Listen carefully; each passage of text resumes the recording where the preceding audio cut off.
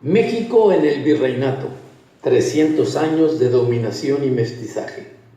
A la caída del Imperio Azteca en 1521, los conquistadores fueron dominando a los otros señoríos, dejando a uno de ellos para cobrar los tributos, que después eran sustituidos por españoles peninsulares con mayor rango.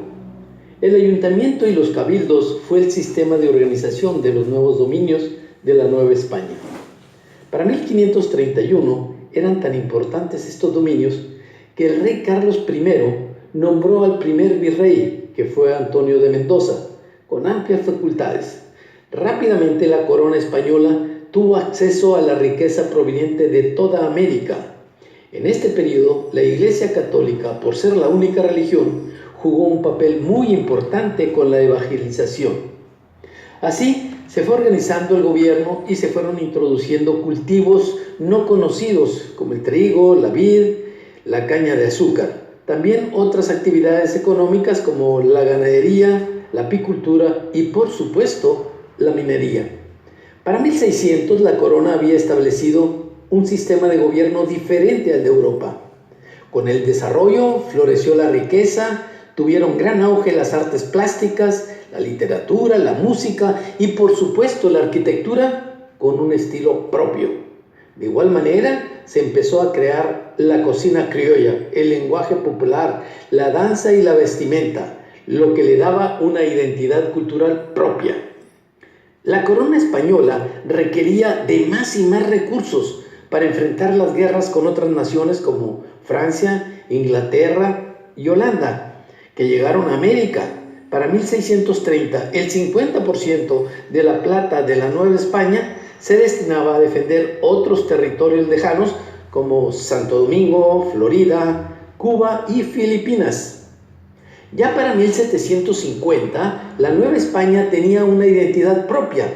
Se empezaron a formar grandes fortunas. La producción y el comercio crecían en todos sentidos, gracias a los ricos yacimientos minerales de Guanajuato, Chihuahua, Álamos, Taxco, Zacatecas, Real del Monte y muchos otros.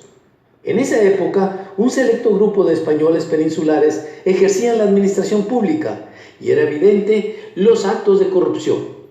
Los alcaldes mayores no tenían sueldo de la corona, pero tenían la libertad para hacer negocios particulares.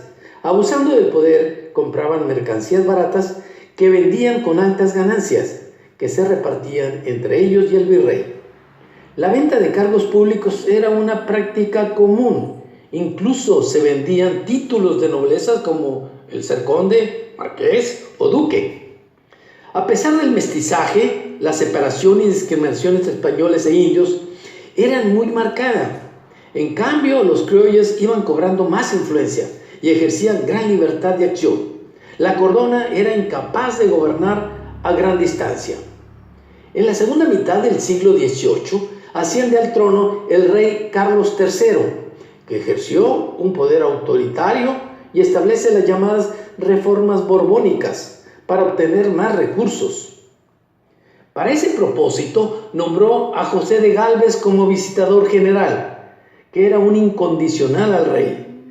Modificó el sistema de gobierno. Las alcaldías mayores fueron sustituidas por las intendencias con personal honorable y fiel al rey, que recibían un sueldo pero sin tener derecho a negocios particulares.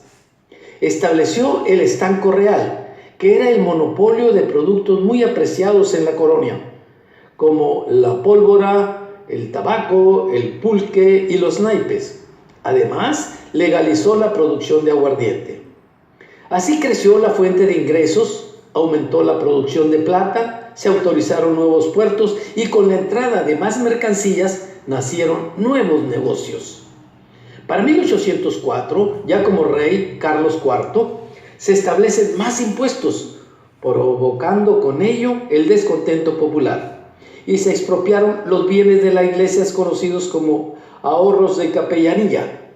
Aquí se empieza a escribir el principio del fin. Los altos impuestos, la discriminación y el abuso del poder fueron factores determinantes de inconformidad.